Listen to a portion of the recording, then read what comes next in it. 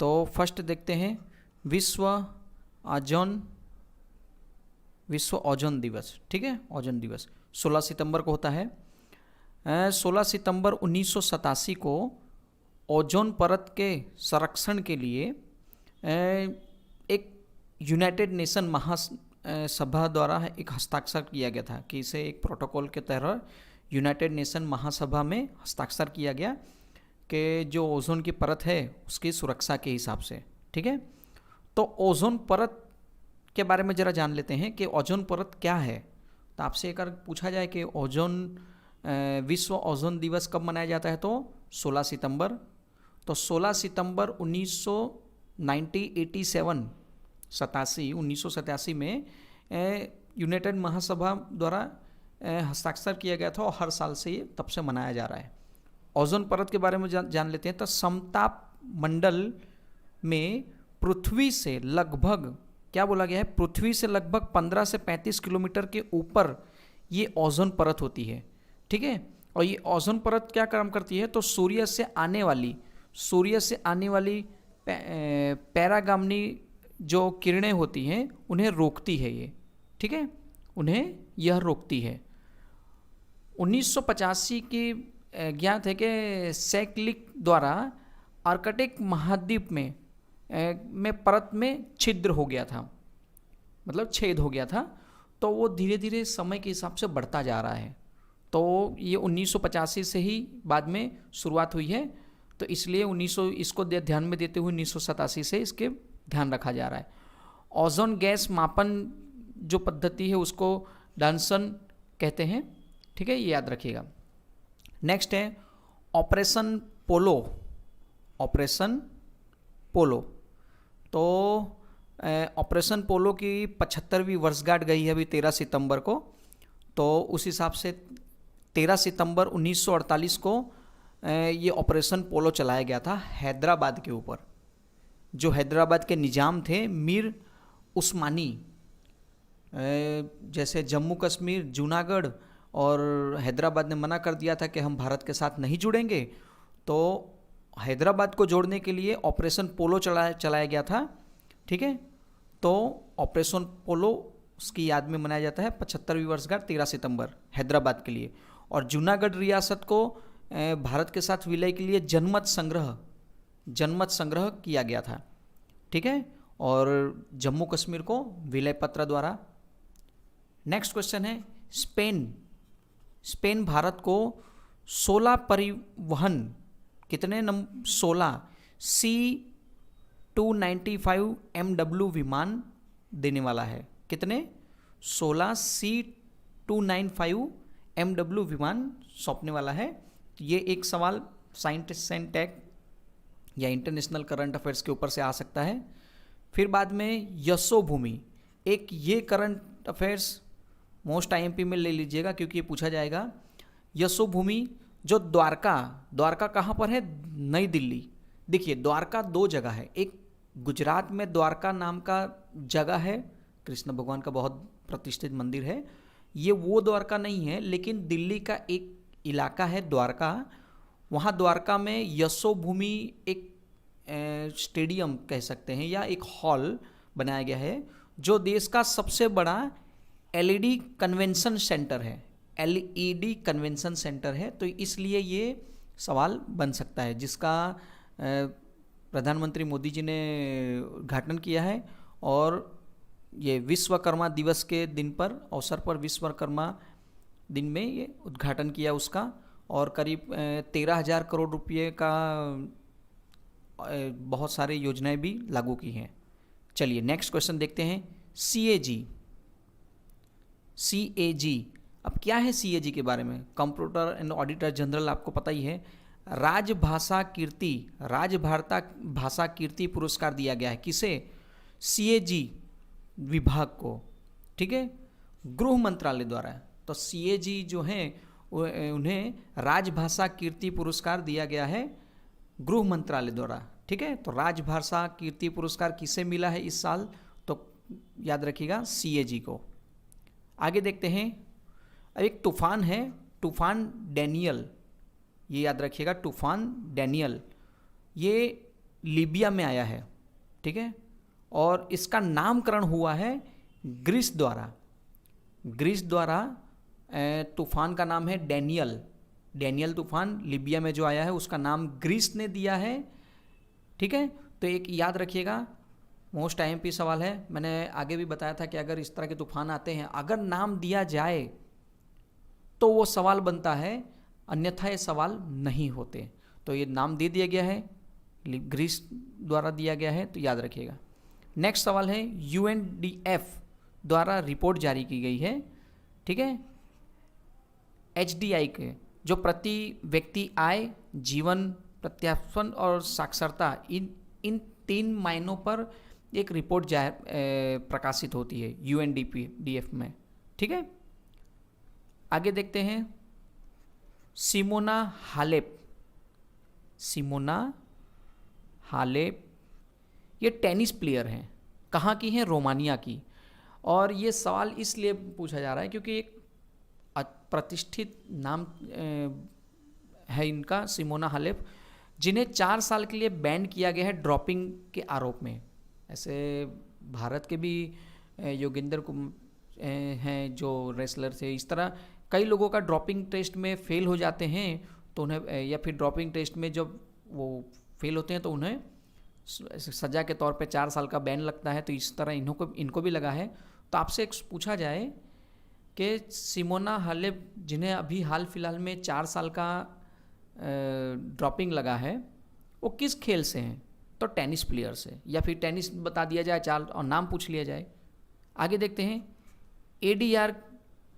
ADR की report अनुसार सांसदों के खिलाफ आपराधिक मामलों में शीर्ष कौन है? केरल। देश में जितने भी आपराधिक मामले सांसदों के ऊपर हैं, उनमें सबसे ज़्यादा आपराधिक मामले कहाँ के सांसदों के ऊपर हैं? केरल के सांसदों के ऊपर, ठीक है। ये ADR की रिपोर्ट के अनुसार बोला गया है।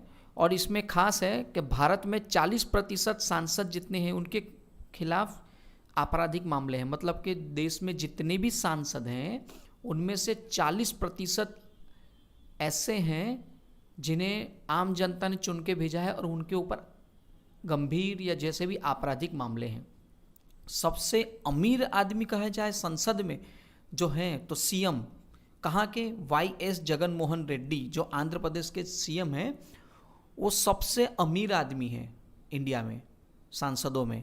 और सबसे गरीब में कहा जाए तो ममता बनर्जी है, जो पश्चिम बंगाल की चीफ मिनिस्टर हैं, ठीक है। तो ये याद रखिएगा, पूछा जा सकता है। नेक्स्ट है, LGBT समुदाय द्वारा पहली बार ट्रांसजेंडर प्राइड वॉक का आयोजन किया गया। ट्रांसजेंडर प्राइड वॉक का आयोजन किया गया। कहाँ किया गया है? लखनऊ, UP में। तो ये मोस्ट IMP इसलिए होगा क्योंकि UP के करंट अफेयर्स या UP का जो पूछा जाए या UP का पेपर आए तो उनमें ये सवाल आ सकता है, ठीक है। तो transgender pride walk UP Lucknow में।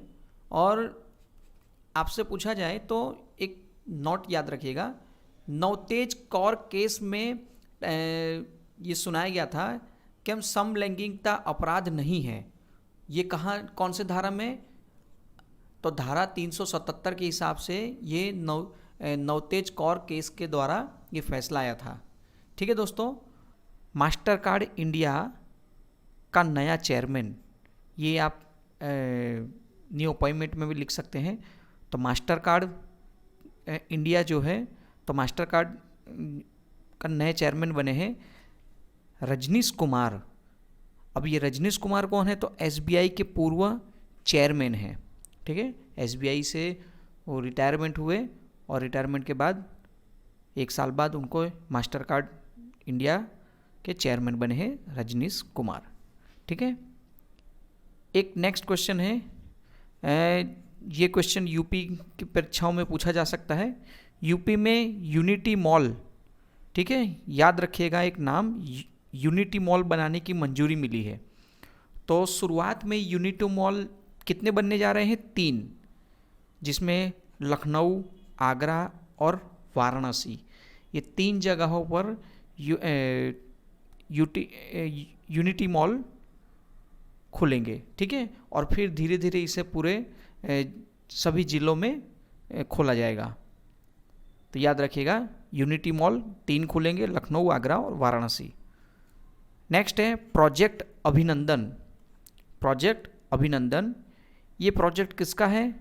तो प्रोजेक्ट अभिनंदन एयर इंडिया द्वारा शुरू किया गया है, ठीक है। तो प्रोजेक्ट अभिनंदन एक्चुअल में है क्या कि जितने भी कस्टमर हैं उन्हें ग्राउंड लेवल पर सर्विस देना, सर्विस प्रोवाइड करना। कभी कभी क्या होता है कि कुछ कुछ सर्विसें ऐसी होती हैं कि आम जनता जो वहाँ पहुँचती है उन्हें कुछ तकलीफ़ें होती हैं, तो इस वजह से ये प्रोजेक्ट अभिनंदन शुरू किया गया है, ठीक है दोस्तों।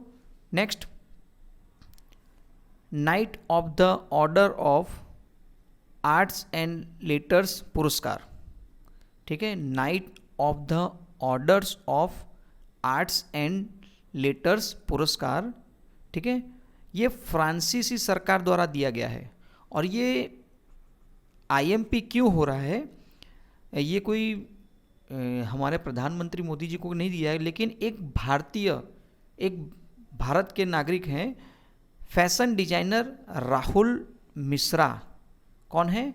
एक भारत के डिजाइनर है, फैशन डिजाइनर है राहुल मिश्रा को ये फ्रांसीसी सरकार द्वारा ये अवार्ड दिया गया है, ठीक है, एक पुरस्कार दिया गया है। तो आप इसे पुरस्कार की श्रेणी में रख सकते हैं, night of the order of arts and litres पुरस्कार, ठीक है। आगे देखते हैं, अंतर्राष्ट्रीय व्यापार कानून पर राष्ट्रीय आयोग के दक्षिण एशिया सम्मेलन का आयोजन। अंतर्राष्ट्रीय व्यापार कानून पर राष्ट्रीय आयोग के इस दक्षिण एशिया सम्मेलन का आयोजन हुआ है। कहाँ हुआ है? नई दिल्ली में। नेक्स्ट है, कृषि क्षेत्र में 2 नए एप्लीकेशन बने हैं।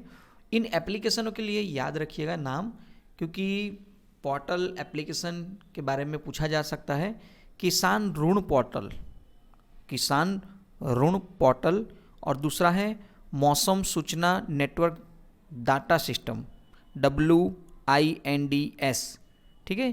तो ये 2 नए ऐप लॉन्च किए हैं भारत सरकार ने, ये याद रखिएगा कृषि क्षेत्र के लिए। नेक्स्ट क्वेश्चन है, भारतीय स्वदेश निर्मित पहली, ठीक है, पहली लंबी दूरी की तोप, ठीक है। ये 2 क्वेश्चन थोड़े महत्वपूर्ण हैं। भारतीय स्वदेशी निर्मित मतलब भारत द्वारा बनाई गई पहली लंबी दूरी की एक तोप है जिसका नाम रखा है धनुष, ठीक है। और इसकी रेंज है 36 से 38 किलोमीटर की रेंज में ये फायर करती है, ठीक है। मतलब 36 से 38 किलोमीटर की दूरी ये तय करती है। तो पहली लंबी दूरी की तोप है धनुष। और नेक्स्ट है, सतह से सतह बैलिस्टिक मिसाइल नाम है जिसका, बैलिस्टिक मिसाइल बनाई गई है, उसका नाम है प्रलय। क्या नाम है? तो नाम है प्रलय, एक याद रखिएगा, नाम प्रलय है, जो 500 किलोमीटर की रेंज है इसकी और DRDO द्वारा ये निर्मित की गई है, ठीक है। तो याद रखिएगा, सतह से सतह बैलिस्टिक मिसाइल कौन सी है? प्रलय, 500 किलोमीटर की रेंज है और DRDO ने बनाई थी इसको। नेक्स्ट क्वेश्चन देखते हैं, भारत के नए संसद भवन में बैठक की शुरुआत कब से हुई? तो भारत के नए संसद भवन की शुरुआत कब से हुई है? तो पुराने का पूछा जाए तो 19 सितंबर ही होगा, और उसी दिन से, ठीक है, उसी 19 सितंबर 2023 से नए संसद में बैठक शुरू हुई। और नए संसद में जाते आपको पता ही है, महिला बिल शुरू किया, वहाँ लाया गया था, ठीक है। और लोकसभा, जो नई लोकसभा है, पहले तो संसद भवन की बात करें तो उसमें जो लोकसभा है, लोकसभा में कुल 888 चेयर हैं, ठीक है, याद रखिएगा। और राज्यसभा की बात करें, राज्यसभा में, तो राज्यसभा में कुल सीटें हैं 384, ठीक है, चेयर की बात कर रहे हैं, मतलब ठीक है, अभी वहाँ ये एक्स्ट्रा चेयर लगाई गई हैं इसलिए कि आगे चल के 2026 में जब सीटों की संख्या बढ़ेगी लोकसभा और राज्य की विधानसभाओं की, तब जाके ये संख्या का उपयोग होगा। ठीक है, तो याद रखिएगा। नेक्स्ट, एशिया प्रशांत महाधिकार फोरम की बैठक नई दिल्ली में हुई है। ठीक है, एशिया प्रशांत महाधिकार फोरम की बैठक कहाँ हुई है? नई दिल्ली में। नेक्स्ट है, एक ये चक्रवात आया है निगेल चक्रवात। क्या नाम है? निगेल चक्रवात, जो यूएसए में आया है। अल्टार्कटिक तट पर ये आया है और वहीं पर टकराया है, इसलिए नाम है इसका निगेल चक्रवात। आगे देखते हैं, यूपी के लिए एक सवाल हो सकता है ये। यूपी सरकार ने 19 जून व्यापारी कल्याण दिवस, 19 जून को व्यापारी कल्याण दिवस की घोषणा की है।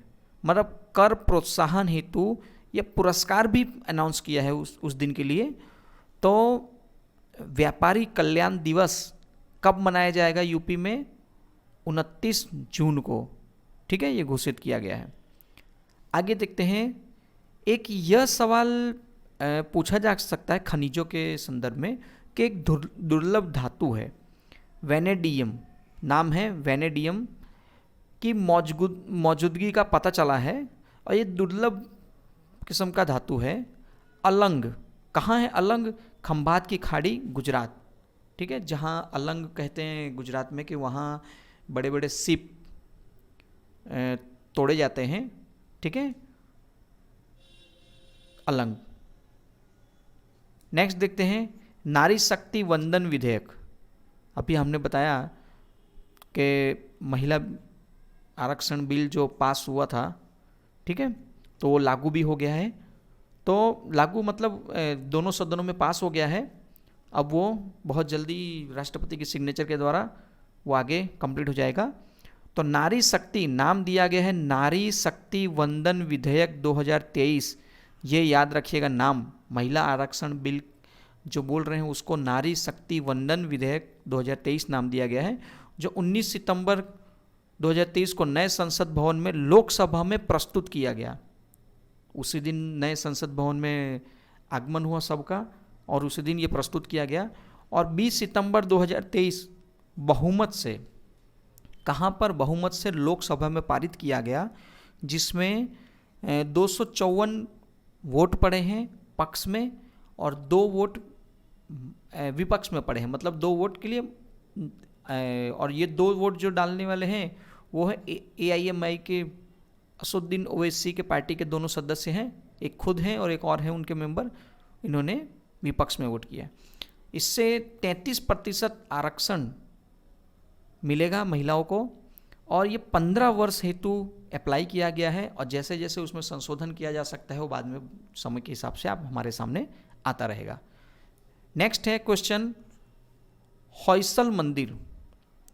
होयसल मंदिर, अब ये मोस्ट IMP समझ लीजिएगा।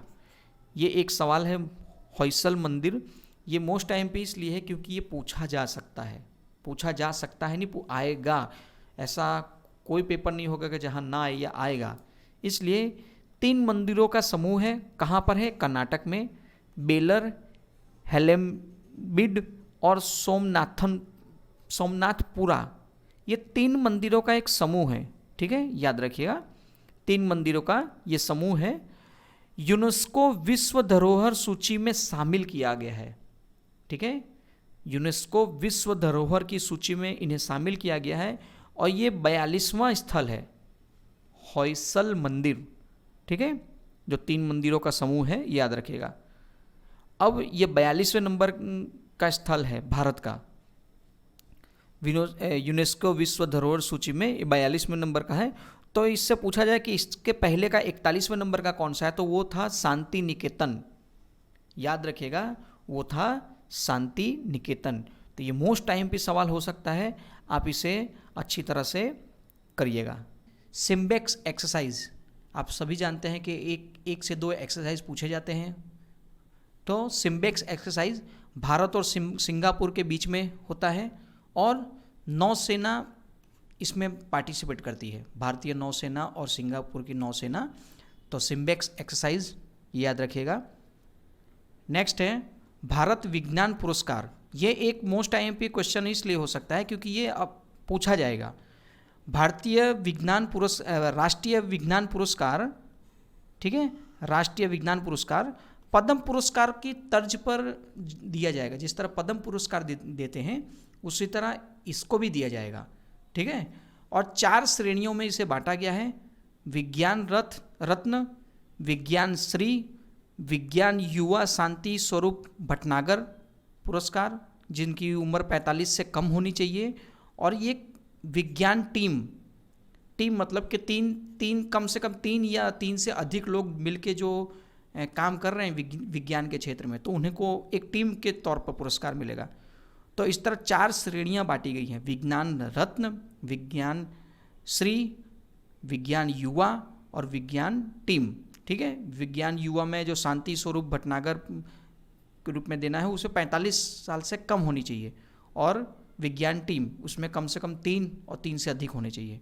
और ये 13 क्षेत्र शामिल किए गए हैं इसमें, मतलब साइंस फील्ड के 13 विभाग को शामिल किया गया है, और उन 13 विभागों को काउंट करके 4 तरह के पुरस्कार उन्हें दिए जाएंगे। तो पद्म पुरस्कार के तर्ज पर दिए जाएंगे राष्ट्रीय विज्ञान पुरस्कार, ये याद रखिएगा, ठीक है दोस्तों। नेक्स्ट है, ये एक मोस्ट आईएमपी सवाल होगा फ्यूचर के हिसाब से, तो क्योंकि 2027, देखिए 2027 के बारे में बताया गया कि 2027 में सीमेंट के रसायन विज्ञान पर अंतर्राष्ट्रीय कांग्रेस की मेजबानी कौन करेगा? भारत करने वाला है, याद रखिएगा, भारत करने वाला। तो 2027 में सीमेंट के रासायनिक विज्ञान के ऊपर जो संगठन इकट्ठा होने वाला है, कांग्रेस की मेजबानी कौन करने वाला है? तो भारत करने वाला है, ठीक है। ये विश्व लेवल की मेजबानी भारत करने वाला है इस बार 2027 में, याद रखिएगा। नेक्स्ट है बेस्ट ट्रेडिंग प्लेटफॉर्म। एक सवाल ये बन सकता है, बेस्ट ट्रेडिंग प्लेटफॉर्म ग्लोबल 2023 और मोस्ट ट्रस्टेड प्लेटफॉर्म ग्लोबल 2023 में सम्मानित हुआ है। कौन हुआ है? तो बिनोमी नाम की संस्था है वो हुई है, बिनोमी कंपनी या बिनामी या आप समझ सकते हैं। तो बेस्ट ट्रेडिंग प्लेटफॉर्म या मोस्ट ट्रस्टेड प्लेटफॉर्म ग्लोबल 2023 का इनको सम्मान दिया गया है, याद रखिएगा, बिनोमी, ठीक है। नेक्स्ट है किरीटेश्वरी, पश्चिम बंगाल में मुर्शिदाबाद जिला के पास में है। सर्वश्रेष्ठ पर्यटक गांव घोषित किया गया है। मोस्ट आईएमपी सवाल होगा, सर्वश्रेष्ठ पर्यटन गांव घोषित किया गया है पर्यटन मंत्रालय भारत सरकार द्वारा, ठीक है। एंड ये किरीटेश्वरी जो नाम है ये एक मंदिर है, मैं आपको लिख देता हूँ, मंदिर है ये, ठीक है। जो 51 शक्तिपीठ हैं भारत में, माता जी के ऊपर जो 51 शक्तिपीठ हैं उनमें से ये एक है, और जिसे सर्वश्रेष्ठ पर्यटन गांव का दर्जा मिला है, घोषित किया गया पर्यटन मंत्रालय द्वारा। और कहाँ है ये? पश्चिम बंगाल। इसलिए इम्पोर्टेंट हो जा रहा है क्योंकि आगे चल के नवरात्रि आ रही हैं और उसी टाइम में बहुत सारे पेपर भी होंगे, या उसके बाद या अगल बगल। तो ये एक सवाल पूछा जा सकता है कि कुल 51 शक्तिपीठों में हाल फिलहाल में पर्यटन मंत्रालय भारत सरकार द्वारा सर्वश्रेष्ठ पर्यटन गांव घोषित किया गया है, वो कौन सा मंदिर है? तो किरीटेश्वरी मंदिर, ठीक है, 51 ज्योतिर्लिंगों में से एक है। नेक्स्ट है ओकारेश्वर, नाम सुना ही है ओकारेश्वर का, मध्य प्रदेश में है। शंकराचार्य की 108 फुट की प्रतिमा का अनावरण किया गया है शिवराज, वहाँ के मुख्यमंत्री द्वारा, शिवराज सिंह चौहान द्वारा, ठीक है।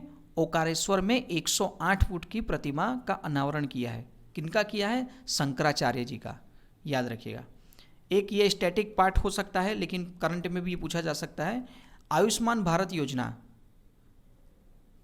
कहाँ से लॉन्च की गई थी? तो रांची से लॉन्च की गई थी, और तब प्रधानमंत्री मोदी जी ने लॉन्च की थी। कब की थी? 23 सितंबर 2018 को। आपसे अगर पूछ लिया जाए ये सवाल, तो आयुष्मान भारत योजना 2018 में जब लॉन्च की गई थी तो ये कहाँ से की गई थी? तो रांची कहाँ है? झारखंड में, ठीक है। नेक्स्ट है प्रमिला मलिक, प्रमिला मलिक उड़ीसा विधानसभा की पहली महिला अध्यक्ष बनी है। पहली महिला अध्यक्ष बनी है प्रमिला मलिक। ये मोस्ट आईएमपी सवाल हो सकता है, क्योंकि पहली महिला कोई अगर बन रही हो किसी राज्य में किसी भी बहुत पद पर, तो क्यों नहीं पूछ सकते। ठीक है, तो याद रखिएगा। नेक्स्ट है राष्ट्रीय चिकित्सा आयोग। राष्ट्रीय चिकित्सा आयोग जो 25 सितंबर 2020 को गठन किया गया था, जिसकी हेडक्वार्टर दिल्ली में है और 33 सदस्य हैं। अभी इस चर्चा में इसलिए है क्योंकि 10 वर्ष हेतु world federation of medical education WFME की मान्यता प्राप्त हुई है। कितने वर्ष हेतु? 10 वर्ष हेतु। तो ये सवाल इसलिए बन सकता है क्योंकि अभी हाल फिलहाल में इसे 10 वर्ष की मान्यता प्राप्त हुई है राष्ट्रीय चिकित्सा आयोग। ठीक है, नेक्स्ट है विज्ञान भवन में अंतर्राष्ट्रीय वकील सम्मेलन। कहाँ पे? विज्ञान भवन में अंतर्राष्ट्रीय वकील सम्मेलन 2023 का उद्घाटन प्रधानमंत्री मोदी द्वारा होने वाला है। प्रधानमंत्री मोदी जी द्वारा होने वाला है। कहाँ पर? नई दिल्ली। विज्ञान भवन नई दिल्ली में है। ठीक है, तो याद रखिएगा जब प्रधानमंत्री जी अगर किसी का इनॉग्रेशन उद्घाटन कर रहे हैं तो सवाल बनने की संभावनाएं बढ़ जाती हैं। ठीक है, प्रधानमंत्री हैं, राष्ट्रपति हैं, इस तरह। नेक्स्ट है वियना ऑस्ट्रिया। कहाँ पे है? Vienna Austria. वहाँ पे एक मीटिंग हुई है, भारत पाकिस्तान की बैठक हुई है एक सिंधु जल विवाद पर। आप सभी को पता है कि सिंधु नदी जल विवाद बहुत लंबे से समय से चल रहा है। तो उसकी बैठक भारत पाकिस्तान छोड़ के वियना में हुई है, ऑस्ट्रिया में। ये याद रखिएगा। एक सवाल बन सकता है कि सिंधु नदी जल विवाद के हाल फिलहाल में एक बैठक हुई है, तो वो बैठक कहाँ हुई है? वियना। नेक्स्ट है ICC T20 विश्व कप 2024 कहाँ पे होने वाला है? तो USA और वेस्ट इंडीज़, ये 2 जगह होने वाला है। ICC T20 क्रिकेट विश्व कप 2024 USA और वेस्ट इंडीज़ में होने जा रहा है। ठीक है, याद रखिएगा। एक क्वेश्चन है बुक के ऊपर से, वेस्टर्न लैंड। बुक्स का नाम है वेस्टर्न लैंड और ये भारतीय मूल की लेखिका है जो लंदन में है। भारतीय मूल की है लेकिन ये लेखिका लंदन में है। इनका नाम है चेतना मारू। चेतना मारू जी की पुस्तक है जिन्हें बुकर पुरस्कार हेतु शॉर्ट लिस्ट किया गया है। बुकर पुरस्कार अभी मिलेगा, लेकिन बुकर पुरस्कार के लिए इन्हें शॉर्ट लिस्ट किया गया है। शायद मिल भी सकता है, भारतीय मूल की लेखिका हैं और बुक्स अगर अच्छी होगी तो ज़रूर से ज़रूर मिल सकता है। ठीक है दोस्तों, तो ये करंट अफेयर जितने भी बहुत महत्वपूर्ण थे वो करंट अफेयर आपके सामने हैं। आप इसे एक बार लिख लीजिएगा अगर लिख सकते हैं, या तो एक बार रिवीजन कर लीजिए, और अगर वीडियो अच्छा लगा हो तो शेयर ज़रूर से करिएगा। नमस्कार।